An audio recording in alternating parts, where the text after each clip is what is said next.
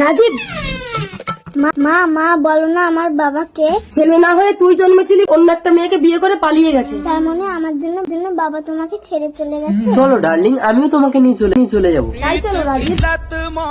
আমাকে ছেড়ে যেও না আন্টি, আমাকে 2টো টাকা দাও না, কিছু কিনে খাবো। যা।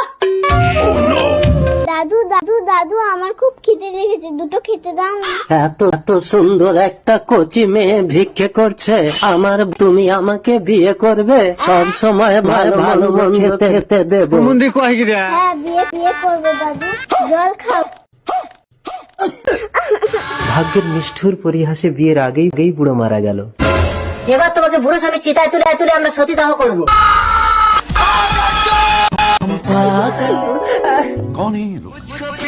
মা মা মা আমার মা। তোমার জন্য আমার স্বামীকে পাগলা করে তাড়িয়ে দিয়েছি, চলে এসেছি, আর তুমি আমাকে ছেড়ে চলে গেলে রাজীব।